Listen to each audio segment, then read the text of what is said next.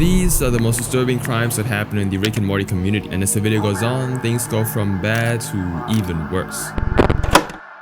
In 1998, Disney released an animated film titled Mulan, inspired by the ancient Chinese legend Hua Mulan. Now, in order to promote this movie, Disney collaborated with McDonald's to create Mulan-themed meals and packaging, and this included a special McNugget dipping sauce known as the Szechuan sauce, which was inspired by the famous Chinese sauce known as Sichuan. Now, despite the Chinese inspiration, the sauce didn't taste like the original, but since it was designed for the American audience and replicated the typical fast food taste, the fans absolutely loved it. And after the movie promotion was over, the Szechuan sauce was removed from the McDonald's menu, and by the early 2000s, almost nobody remembered it. But on April 1st, 2017, after season 3 of Rick and Morty premiered on television, the first episode titled The Rick Shank Redemption would remind fans of the forgotten Szechuan sauce. This sauce is amazing. You said it was promoting a movie? Now, the episode begins with Rick imprisoned by the Galactic Federation, which is a major antagonist government in the series. Now, the Galactic Federation captured Rick with the aim of extracting the secrets of how he invented the portal gun, and to achieve that, they had to use a device called a brainalyzer on him. This device places a person inside a simulated version of their own memories and allows the Federation agents to physically interact with the memories. Now, once the brainalyzer was used on Rick, he appears to share memories about how he invented the portal gun, but unknown to the Federation agents, Rick was only sharing a fabricated memory. And so he eventually escapes, and the episode ends with Rick revealing that the entire backstory was fake, and that the Szechuan sauce was his real motivation for staying in his old memories for so long. Now, very quickly this became a widespread meme, and soon fans who remembered the sauce from 1998 felt nostalgic, while younger fans were filled with curiosity. And so not long after these conversations began, someone launched a petition on change.org for McDonald's to bring back the Szechuan sauce. And this campaign actually gained massive traction on social media, and the petition soon ended with over 38,000 signatures. Now, in response to that, on July 30th, 2017, McDonald's actually sent a jug of Szechuan sauce to Rick and Morty's creators, Justin Roiland and Dan Harmon. And Justin then took a picture of the package and posted it on Twitter. And in the package was a letter to Justin that reads, "We finally did it. It took months, but we finally brought back some Szechuan sauce. We wish we could have brought more sauce through, but we couldn't risk keeping a portal like that open. Think about it. If you knew in 1998 that McDonald's would have all-day breakfast in 2017, would you really want to stay in 1998? Of course not. A few lucky fans will also get to experience the glory, but the first bottle in this dimension is for you." Now, this brought extreme excitement to fans and triggered speculation that a wider release might follow, even though the notes stated clearly that only a few lucky fans would get it. Now, 3 months would actually pass with no words from McDonald's. However, on October 1st, 2017, they would announce a one-day limited return of the Szechuan sauce, scheduled for October 7th, 2017, on 2 p.m. And with the date in mind now, fans prepared to arrive early at their nearest participating McDonald's. And so even the night before the promotion even started, fans already began arriving at McDonald's locations across the country, with some camping out overnight to secure spots. Now, at one of the most popular McDonald's spots in San Jose, California, over 1,000 people lined up, with the line snaking around the block before 2 p.m. And the same happened in California, where hundreds of people queued around the block before release time. And even worse, some Canadian fans traveled across the border, all to purchase the sauce. Now, by 2 p.m, over 100 McDonald's stores reported having way too many customers queuing for the sauce. And the problem was that the stores received far fewer packets than expected. And as a matter of fact, some stores never even received any sauces at all. Now, this announcement about the shortage was made across all locations, eventually leading to the start of raffle systems to determine those who could actually get the sauce in some stores. Now, at an Orlando McDonald's, after the employees announced insufficient supply, fans booed for several minutes before most of the crowd then just simply left. But it was a different story at the Newark locations, where some stores weren't even aware of the promotion and never received shipments, leading to fans holding up makeshift protest signs with the hashtag "Give us the sauce." However, these reactions are tame compared to what happened at one of the McDonald's in Manhattan, because as soon as the fans got the heartbreaking news, they began screaming as loud as they can, escalating the tension. And for a while, it looked like the situation could escalate out of control and violence was just bound to erupt. But thankfully, the employees managed to contain it before it actually got out of control. However, things unfolded very differently at the San Jose McDonald's, where one fan lost control and gave people an unforgettable spectacle. I want Szechuan sauce. Where's my Szechuan sauce? I'm Pickle Rick. My beloved Dum Dum. I'm Pickle Rick. Rick! Rick! Rick! I'm Pickle Rick! Rick! Rick! What the heck? And around the same time, fans at a different location began to chant Szechuan sauce.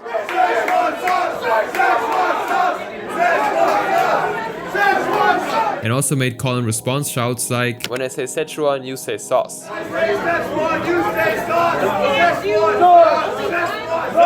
Now the situation was under control for a while, until some fans allegedly jumped over the counter to steal what was left of the sauce. And this led to physical altercations, prompting people to call the police for intervention. They were able to identify 4 males and an unknown number of females fist-fighting over tickets. And although no arrests were made, the large crowd was eventually dispersed. And although this story was chaotic, the next case is even more disturbing since it involves death threats. As a result, the writers were harassed and even had their personal information published online.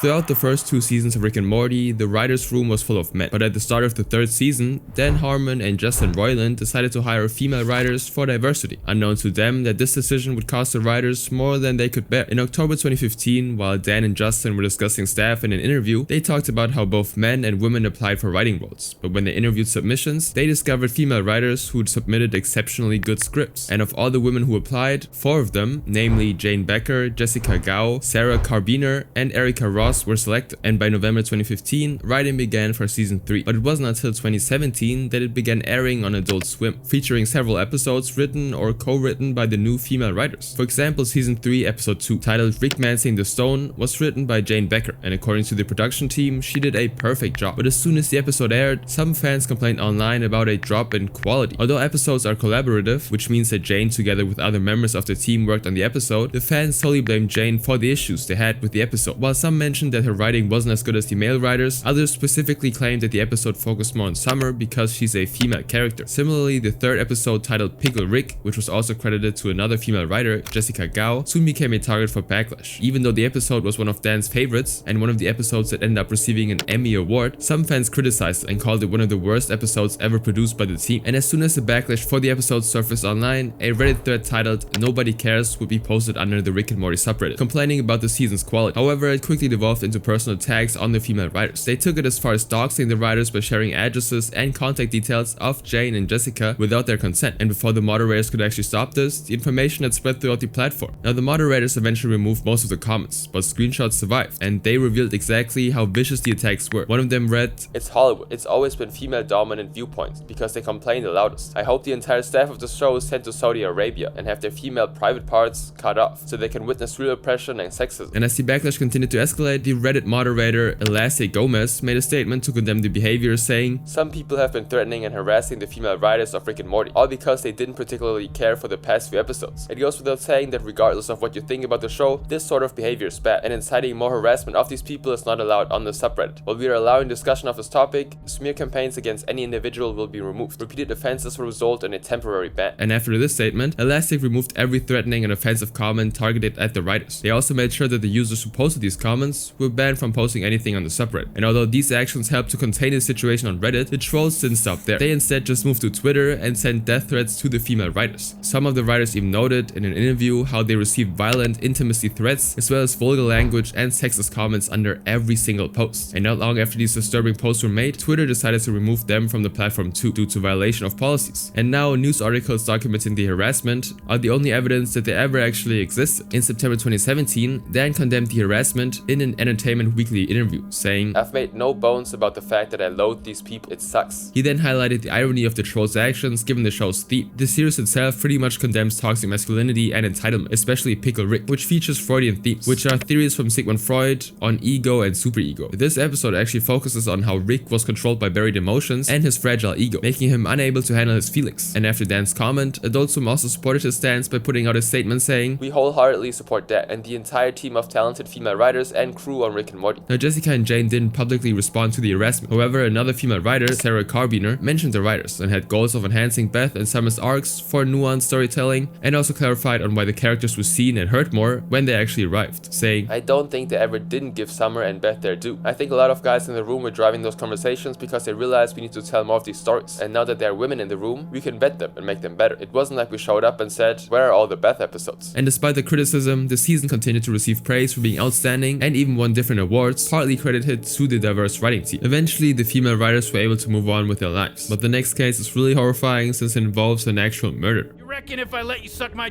that I could get a fair trial here? Oh, I don't think so.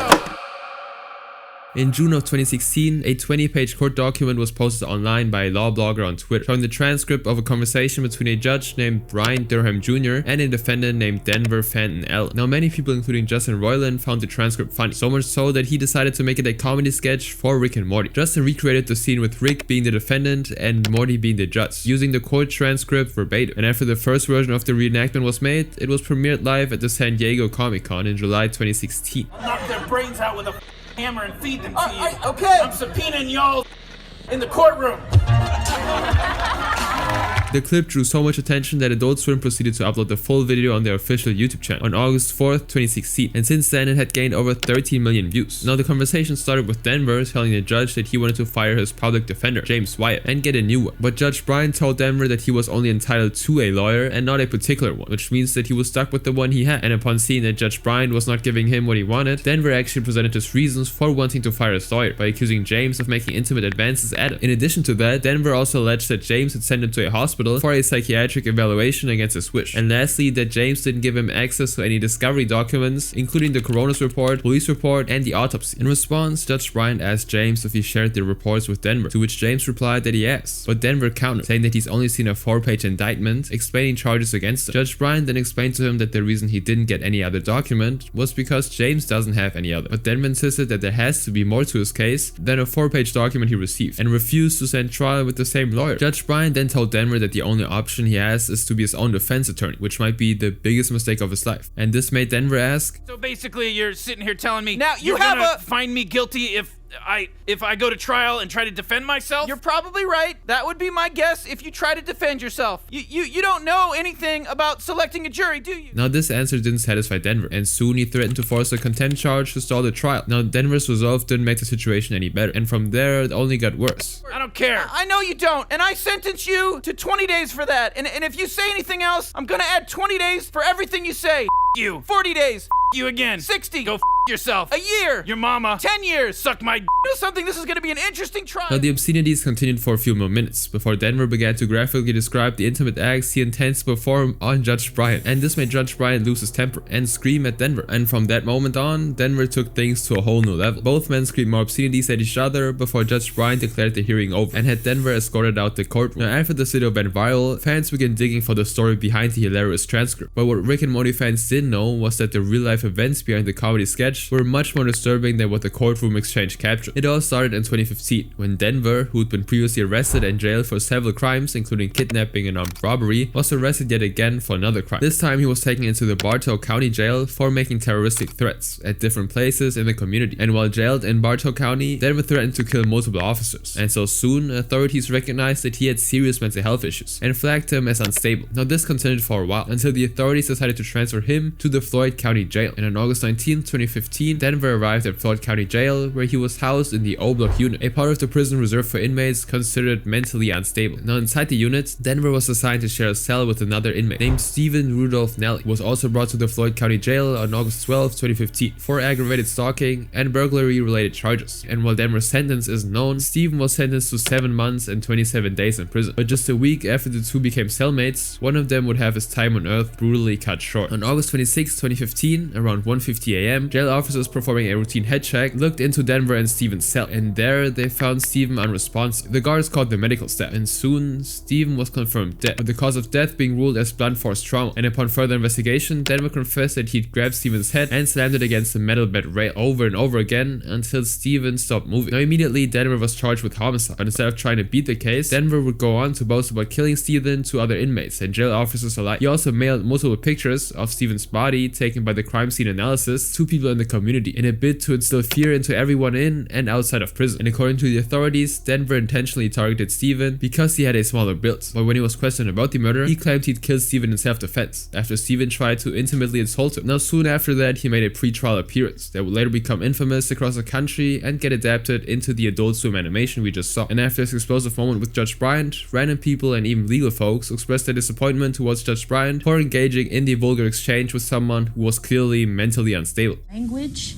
that I have never in all my years of practicing heard a judge use, let alone a judge on the bench in open court in front of the public, on the record. Now, after facing some serious backlash, Judge Bryan formally excused himself from the case and offered a public apology, acknowledging that his conduct was unethical. He also agreed to undergo sensitivity training to better handle cases like this in the future. Now, this change led to the appointment of another judge named Billy Sparks to the case. But in the courtroom, Denver's behavior didn't actually change. He again threatened to kill Judge Billy's family members and interrupted the proceedings many times. But Judge Billy didn't actually engage her. He immediately ordered that Denver be removed from the courtroom and set another date for his trial. But despite that, Denver's erratic behavior would continue for as long as he appeared in the courtroom, as he would continue threatening everyone present and calling members of the jury obscene names. And so eventually, in December of 2017, after a jury took 1 hour to deliberate on the case, Denver was sentenced to life in prison with no possibility of parole. And while Denver may never be able to carry out his murderous fantasies, this next case raises a different kind of unease, since it involves a creator with troubling interests towards smaller humans, who continue to work on projects designed for younger audiences. The following is a true personal account by Julia Vickerman, the creator of a cartoon show called 12 Forever. Julia Vickerman is an American animator, a writer and director and producer known for her work in children's animation. She became famous for contributions to shows like children's series Yo Gabba Gabba and a Netflix animation series 12 Forever. But beyond creating 12 Forever, Julia Vickerman was also known for her work as a storyboard artist on Rick and Morty. However, in 2019, a resurfaced Tumblr post redirected the public attention and ended up overshadowing years of her professional contributions. It all started on August 31st, 2019, which happened to be Julia's 35th birthday. Now, after almost the entire day was over, a Twitter user named Shu posted some screenshots and captioned it, "Apparently the creator of the Netflix show 12 Forever lusts after male smaller humans," and even tagged one of her own posts with the hashtag PDF file. Very cool, very normal. Now the first screenshot shows Julia's Tumblr profile and a picture of her posing with bears, while the next one reveals some very disturbing posts she made 9 years prior. On July 17, 2010, Julia, who was 25 at the time, wrote about a smaller human she met at a carnival she attended near Griffith Park with a friend named Tony, saying, "Tony was hesitant to go on any rides because he values his life, or so he says. But once I had bought 10 tickets, who can really say no to a jarring bout on the Sizzler? Oh, but Tumblr, guess who was in line to go on Sizzler with us? This beautiful, androgynous, long black-haired emo male, smaller human, wearing tight pants and a black t-shirt, emblazoned with the name of some band that probably sucks, and a slip-injected fake red-haired mother who looked like a washed-up rock star.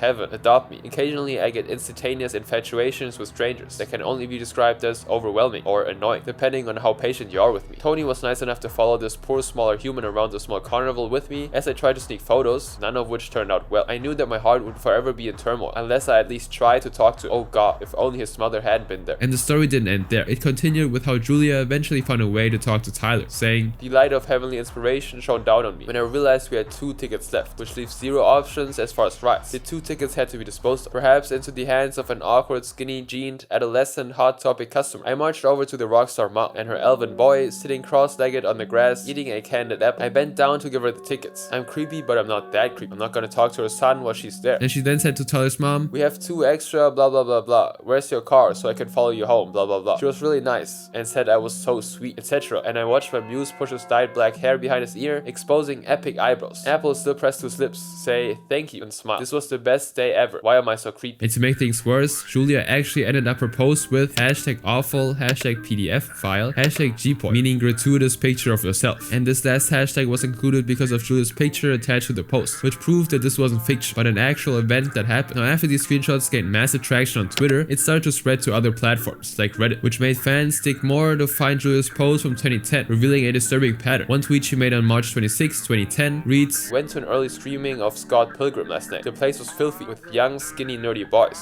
Not to mention the movie was rad." Meaning the movie was cool. On March 30th, 2010, she posted another tweet saying, "Stuck in traffic on the way to Ojai, blessing hearts. Little boy leans out a van window and yells, 'Call me,' blowing a kiss. Give me your digits." The allegations would gain even more traction after a user on the 12 Forever subreddit made a post saying, "I just wanted to bring to light these posts from the original creator of 12 Forever. She's been accused of being a PDF file, and seeing posts myself that might be true. Due to these claims and after being fired beforehand due to inappropriate behavior, there probably won't be a season 2. I know we all love this show, but I don't think this is going to have a happy ending." Now, after this post was made, fans started dropping comments expressing their disgust jokes for Julia's actions, and a user named Pokidoki even commented, Julia Wickerman should not be credited for 12 Forever. She was fired during early production due to inappropriate actions with co-workers, and such Shady Potowski is the owner of 12 Forever. Now, although sources claimed that lawsuits were filed against Julia, it wasn't widely reported in mainstream media, so there isn't much information about it available online. The lawsuits, however, are said to contain allegations that included unwanted physical advances while intoxicated at after-work events, groping, as well as inappropriate comments which Julia allegedly made towards these co-workers. And after the trial started, Julia pleaded not guilty and was fined $3,000 in court, and the case would eventually be settled, after which she apologized to every employee involved. Now on September 15, 2019, Tumblr users confirmed that Julia had deleted her account amid the backlash and continued to remain silent about the allegations on other platforms. But that silence only lasted until September 29, 2019, when Julia responded to the online allegations in a now deleted tweet saying, To those still messaging me, I made a bunch of jokes a decade ago. I did not mean to offend anyone. They were dumb and they did not age well. I'm not the person I was 10 years ago, and I'm sorry. Now this was the last time Julia addressed the incident, and since then she's remained active on Instagram, focusing on art, jokes, and her personal life, with no mentions of the controversy. And although she was fired from Netflix, she's since gotten a role in a project titled Lingo Kids, ABC Dance, as an animation director, despite being called out for her very interesting posts. And although Julia never admitted any wrongdoing, the next case is even more unsettling since it involves a creator taking advantage of his employee.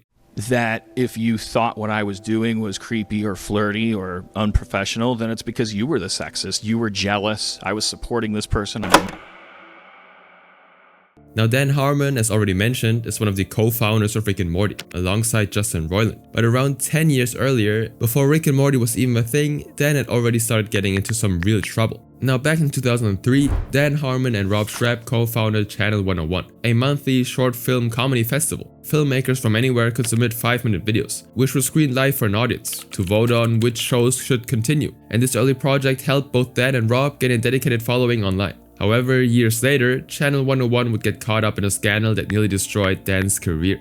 It all started in 2009, when Dan created a sketch for a submission at Channel 101. The sketch, titled Daryl, was a satirical parody of a TV show, Dexter, where Dan's character traveled back in time to prevent future serial killers from existing by intimately attacking them as smaller humans, using a doll to simulate the act. Now after this sketch went public, Channel 101 viewers were horrified with the plot and called out the content for being too extreme. And days after, the backlash really started pouring in, and so Dan removed the video from Channel 101's site, acknowledging that it was distasteful. Now once the video was taken down, the conversation surrounding it faded with time, and by 2010, Dan had landed a TV deal creating a television sitcom titled Community for NBC. And although the vision and idea belonged to Dan, he employed a team of directors, producers, and writers to bring the series to life. One of the writers who worked on the series was Megan Gantz, a 25-year-old woman who joined the production team in its second season. Now Megan, who lived in New York, first heard about the show through one of her friends, Donald Glover, who was one of the show's main cast. And excited to see her friend on the big screen, Megan started watching Community, and soon the show became her favorite series of all time. She then started following Dan on Twitter and interacted with many of his posts to show her love for the show. Now around the same time, Megan moved from New York to Los Angeles, where Dan happened to live, and where the production actually happened. And although it's not clear whether her love for the show had anything to do with her relocation, it was true that Megan was now in closer proximity to Dan, and so she followed his career closely. Megan tracked Dan's public appearances on social media, so much so that she knew the activities he did and the events he attended. And this made it easy for her to meet Dan at a Channel 101 event, where they met in person for the first time. Now upon seeing Dan, Megan walked up to him and started gushing about the show, Community. And at the end of her non-stop praise for the project, Megan made her pitch, saying that she would love to work with Community's production team. And Dan simply responded to her by asking how old she was, to which she answered that she was 25. Dan then suddenly dismissed her because of her age, telling her to go home and take a long nap. But despite that, Megan didn't listen to Dan's advice. She submitted an application for the role of a writer and then took her mind off of it. And soon after, she was actually invited for an interview with Dan. And once again, Megan rambled through the entire interview without actually letting Dan get a word in. Now at the end of the interview, she felt like she'd messed up because she spoke uninterrupted, so she really wasn't expecting to get the job. But despite that, 2 weeks later, while Megan was actually taking a nap at home, she got a call from her agent, who told her that she'd gotten the job. Now Megan went straight to work with all the enthusiasm she had, and soon her scripts really impressed the team. And after writing some really successful episodes, Megan became a public face of the show, as she was actually invited to a couple of interviews and attended shows with Dan. Now the show ran smoothly throughout the second season, with Dan being the showrunner until May 18, 2012, when NBC released the news that Dan was fired from his role. Now this was the result of tense relationships with the executives, long production delays, and of course missed deadlines and a blown budget. But before the dust settled, the show also bid farewell to one of their best writers, Megan Gantz, who announced her departure in January 2013 via a Reddit post saying, "Recently I was offered a job writing for Modern Family, and although it's unclear what will happen with Community for the 5th season, or the 6th season, or the movie, I've decided to take this new position. Tomorrow is my first day, and I'm excited and scared to start this new, well, everything. I'm sure the coffee will probably be the same." But after Megan left, Dan would tell his issues with the producing companies of the show, who returned him as the showrunner at the start of season 5. And from then, things seemed to move perfectly for both Dan and Megan, until a couple of years later, when a single tweet changed everything. In October 2017, at the time the Harvey Weinstein scandal brought the Me Too movement into the mainstream, Megan made a now deleted tweet with the Me Too hashtag saying, "Hey bud, I once told you I didn't feel comfortable working at your home, just us two. And you said, relax Gans, I'm not gonna violently assault you. Maybe men need their own version of hashtag Me Too, where they acknowledge times when they cross the line and identify ways they could do better." Now, though this tweet clearly described workplace harassment, no one knew who she was actually referring to, because she never mentioned a name, nor did she provide any context. And so followers would drop hundreds of comments trying to get her to reveal the name of the person she was referring to. But Megan never responded, and so the tweet slowly faded out of everyone's mind, not long after it was posted. However, on December 31st, 2017, Megan's tweet would once again become a topic of discussion, after Dan Harmon tweeted, "This was truly the year of the bad people, myself included. You don't have to make 2018 the year of the mensch, but I hope it can be the year of the not as much of a bad person." Now this tweet got thousands of likes and hundreds of retweets, as it seemed like a New Year's resolution post. But that soon changed on January 2nd, 2018, when Megan responded to her former boss's tweet saying, "Care to be more specific? Redemption follows allocution." Now for clarity, allocution is a legal term meaning a formal admission of guilt, making Megan's response very suspicious. And the next day, Dan replied to Megan saying, "I'm filled with regret and a lot of foggy memories about abusing my position, treating you like garbage. I would feel a lot of relief if you told me there was a way to fix it. I'll let you call the shots. Till then, at least I know I was an awful boss and a selfish baby." Now at this point, fans had already begun connecting the dots linking Dan to Megan's October tweet, but there was little room for doubt as Megan soon responded to Dan's apology saying, "I wish my memories were foggier. I wish there was a way to fix it. It took me years to believe in my talents again, to trust a boss when he complimented me and not cringe when he asked for my number. I was afraid to be enthusiastic, knowing it might be turned against me later." And upon seeing Megan's response, fans who thought everything was perfect between the two because of how cool they appeared on screen fell into deep confusion as to what actually transpired between them. However, on January 10, 2018, Dan responded with a 7-minute video confessing to what he'd done. He started the video by talking about how he was advised not to speak about the situation publicly, and how he eventually chose to talk about it after listening to certain women he respects in his life. He then continued by admitting that back in 2010 he was attracted to Megan, while he was in a relationship with another woman whom we will call Laura. He also admitted that he knew that his feelings for Megan were problematic, yet he started flirting and creeping around her. Now at the time, Laura noticed a shift in Dan's affection, and knew it was probably because of Megan, and so Laura decided to confront Dan about it, asking if he had feelings for the young writer, to which he responded, of course, "No." If you thought what I was doing was creepy or flirty or unprofessional, then it's because you were the sexist. You were jealous. I was supporting this person. I'm a mentor. And all through the time that Dan was flirting with Megan, she repeatedly told him that she wasn't interested, and that it was only distracting her from doing her job comfortably. But Dan just wouldn't listen, and for 6 months Dan kept pursuing Megan, but still she didn't yield to his advances. And so he then decided to take things up a notch by breaking up with Laura. I broke up with my girlfriend, then I went right, full steam into creeping on my employee. Now after Dan confessed his feelings, Megan simply reiterated that he was putting her in a difficult situation, and most importantly, she began to doubt if she was really good at her job or if it was all because he liked her. Now Megan's response actually infuriated Dan so much that he started to mistreat her at work, to teach her a lesson. He admitted saying horrible things to Megan and treating her cruelly until he lost his job as a showrunner. He also mentioned that if she didn't actually call him out on Twitter, he would have never publicly addressed the issue. And towards the end of the video, Dan encouraged others to learn from his mistakes, saying, "We're living in a good time right now because we're not gonna get away with it anymore. And if we can make it a normal part of our culture that we think about it."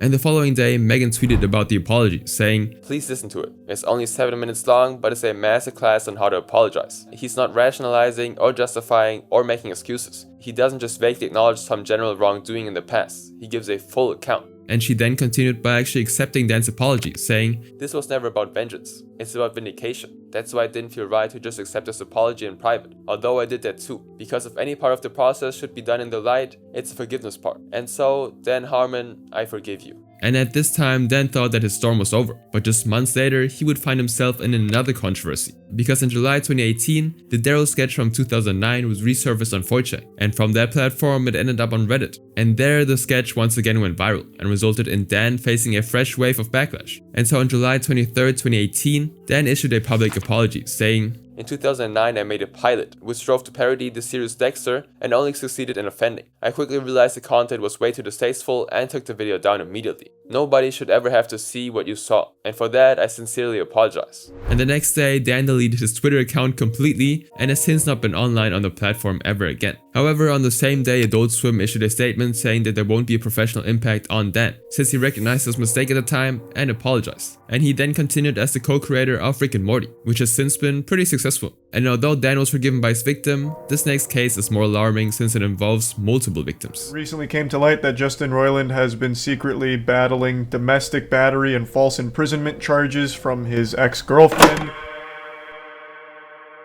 On January 12, 2023, NBC News released an article about Rick and Morty co-creator Justin Roiland, sending shockwaves throughout the community. The article detailed how he was charged with felony and domestic violence in connection with an incident that happened back in 2020 between him and his ex-girlfriend. According to NBC, the incident, whose details were never actually made public, occurred on January 19, 2020, resulting in Justin getting charged in May 2020. He was then arrested in August and was released in the same month on a $50,000 bail. And for the next 2.5 years, Justin attended pre-trial hearings, but no trial date was ever set. Now, no one within and outside the Rick and Morty community knew about Justin's charges. And while the domestic violence case dragged on, Justin's career simply progressed. He even released an NFT art collection that sold for over $1.65 million in 2021, co-created 2 new shows with Hulu, Solar Opposites and Koala Man, and landed several other voice acting roles from 2020 to 2023. However, as soon as NBC's article dropped, other women would start coming forward with their own stories, leading NBC to pursue a much deeper investigation, eventually interviewing more than 10 people who were Justin's alleged victims. Now, with the sheer amount of negative attention Justin was receiving in the media, Adult Swim immediately took action by severing ties with Justin on January 24, 2023, ending their 10-year relationship. And the next day, Hulu also dropped him from 2 of the series, Solar Opposites and Koala Man, while stating that the shows would continue without Justin's involvement. Now, for the next 3 months, Justin remained silent about the ongoing situation, and no news about the case surfaced until February 7, 2023, when The Hollywood Reporter published another disturbing article about Justin. Now, this article details how Justin's colleagues talked about his workplace behavior that made them uncomfortable for years. According to multiple sources, Justin once paraded a high-profile adult content creator through the Rick and Morty writer's room without being concerned about how others felt about his actions. And some of his colleagues also reported how he openly discussed his intimate fantasies at work, and how he was involved in intimate harassment with female writers in 2017, although the victims' identities were never actually revealed, and they never went into details of what the extent of the harassment actually was. It was also reported that Justin was formally investigated by Cartoon Network in 2020,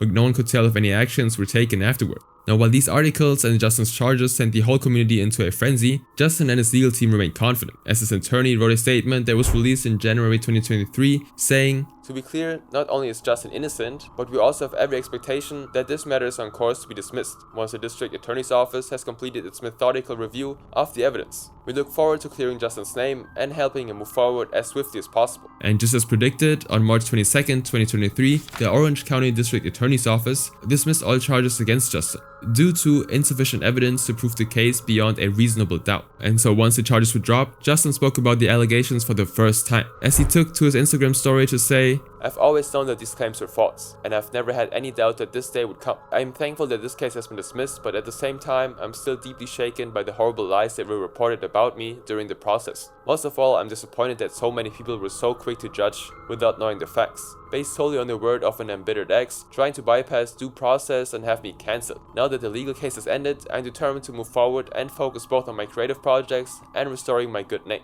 Now, following the statement, the Rick and Morty fanbase became deeply divided, as some believed that Justin had been falsely accused, while others argued that the dismissal of the case did not mean innocence. YouTubers like Penguin Zero made videos about the situation, giving room for more discussion on whether Justin was innocent or not.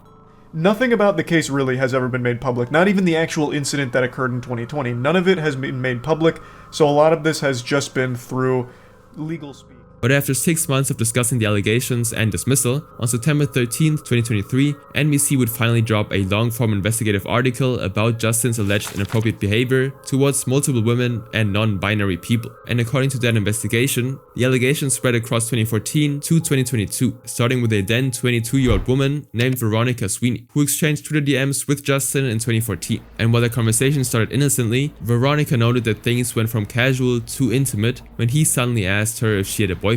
Now the question was asked because that year, Veronica was supposed to meet with Justin and his girlfriend at Comic-Con, which is a large fan convention centered on comics, pop culture and entertainment. But as soon as Veronica mentioned that she wasn't interested in men, Justin responded to her by saying, "Oh, you're not into guys? That's kind of cool. Yeah, I have an amazing girlfriend. You'd like her if you're into girls. Unless that's not what you meant, haha, sorry." And although Veronica didn't confront Justin, she felt it was a little too much coming from someone who wasn't that close to her. And so she then decided to stop talking to Justin and let it go, since she didn't consider it a big issue. But she wasn't the only woman he'd contacted. In May 2016, a 19-year-old Pennsylvania woman, whom we will call Ashley, posted about one of her favorite shows, Rick and Morty, on Twitter. And surprisingly, this earned her a following from Justin Roiland himself. And while she was still in shock and denial, Justin sent her a DM, immediately praising her artwork, telling her that she was better than him at 19, and that he would like her to keep in touch with him. Now this made Ashley really happy, so much so that she posted screenshots of Justin's messages on Facebook and captioned it, "I am not okay right now. The creator of Rick and Morty said my art is good."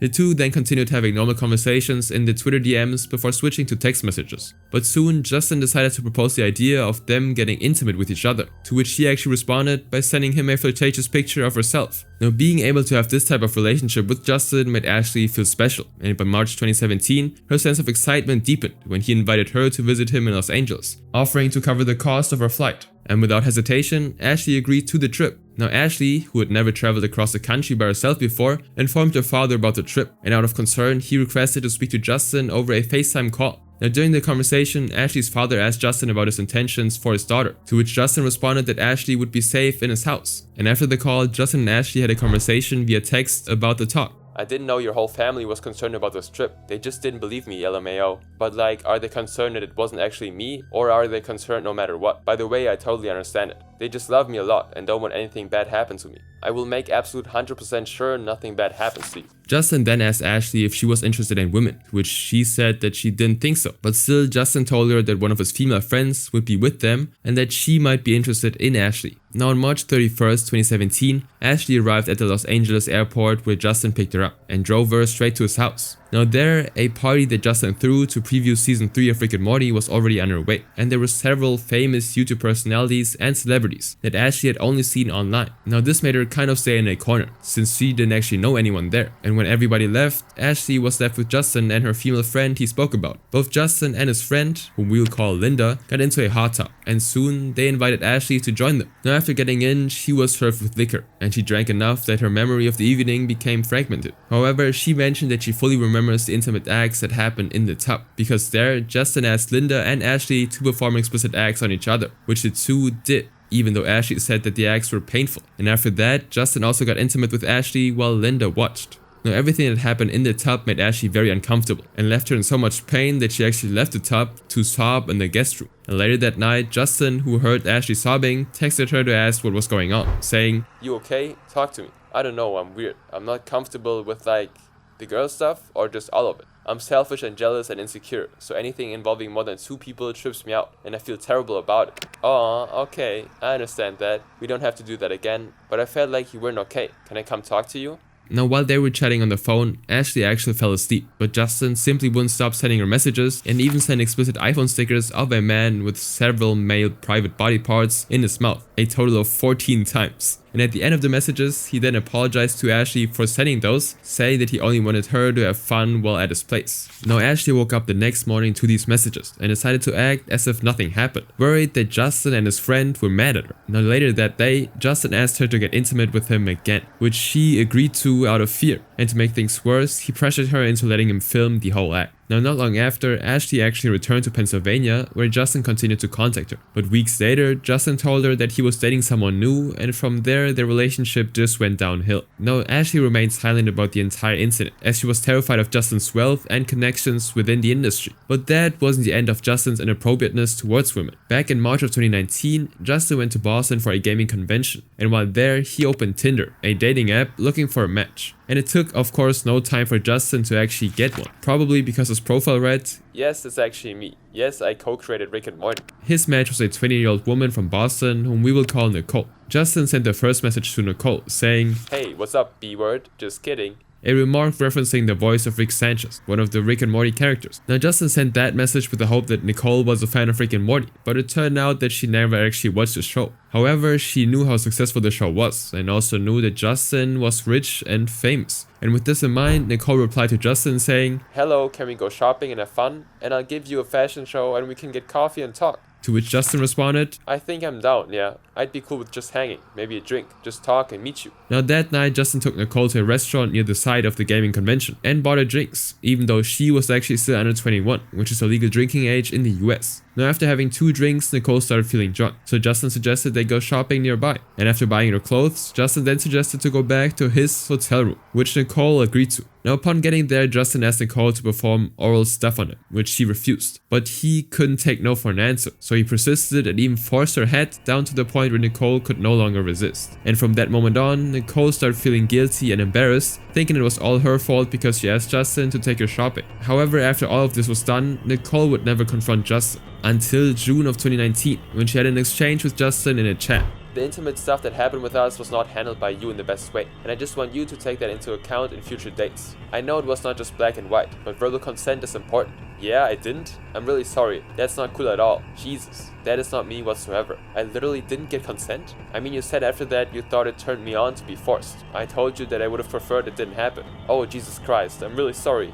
I was like not consenting. I was like saying no and other things." Now what transpired between the two afterwards was not documented, but according to the article, Justin didn't stop there. In the same year on Tinder, Justin, who was 39 at the time, matched with an 18-year-old named Haley Long, and he immediately asked her about her plans for the evening and suggested a meeting the same night. But Haley couldn't actually make it because she had to babysit the next morning, and with her unavailable for the evening, Justin simply stopped talking to her. However, that wasn't the case for Jana Waters, whom Justin met in 2016 when she was a smaller human. Justin invited her to visit him in Los Angeles and even offered to pay her for the trip, but Jana reminded him that she wasn't legal yet, to which Justin said that he assumed she was. And although Justin didn't bring up the trip again, in 2019, he would later invite Jana to a party he was throwing for the employees of his video game company in North Carolina. Now at the time, Jana was 20 years old and lived a few hours away from Raleigh, and upon getting to the party, Justin offered her alcohol, which she refused because she was still under 21. But Justin didn't respect her decision and pushed her to drink alcohol anyway. And to make the situation even worse, Justin would take Jana to a short-term apartment he rented and also invited 2 other women there. He then asked Jana to kiss one of them, to which she declined before leaving. Now fast forward to January 19th, 2020, Justin was dating a woman who NBC identified as simply Jane Doe, for the sake of anonymity. Now for an unknown reason, Justin was allegedly physically hurting her to the point to leave abrasions and bruises on her body. He also allegedly violated her personal freedom through violence, menace, fraud, and deceit. And this was the very domestic violence case that led to Justin's arrest in August of 2020. Now around the same time that Justin was allegedly involved in this misconduct mentioned earlier, he was also allegedly found engaging in predatory behavior with some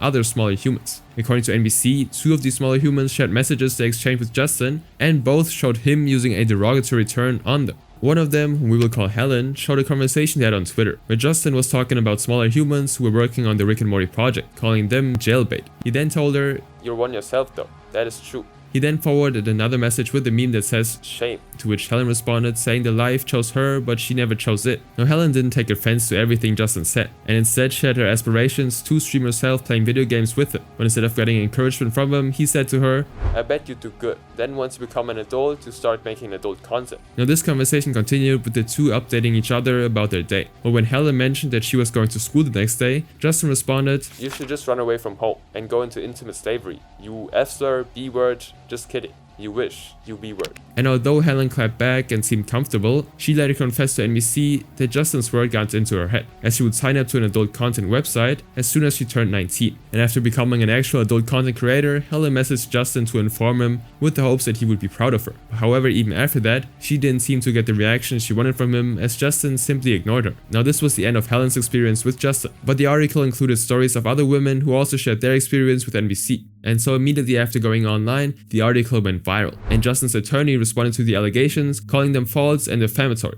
He also went ahead to say that in Nicole's case, Justin was actually the victim, since she was soliciting gifts, leaving Justin feeling duped and taken advantage of. Now some fans believed that Justin was only being targeted, saying that there was no real evidence to prove that he did all that he was accused of. However, his friend and co-creator of Rick and Morty, Dan Harmon, thought otherwise, as he said in an interview with The Hollywood Reporter, "I'm frustrated, ashamed, and heartbroken that a lot of hard work, joy, and passion can be leveraged to exploit and harm strangers." Now the show Rick and Morty had its 7th season premiere on October 15, 2023, with a new voice actor replacing Justin as the main characters, Rick and Morty. But even after every allegation, no new charges were filed against Justin Roiland, and ever since he's maintained a low profile with no announcement of a new project.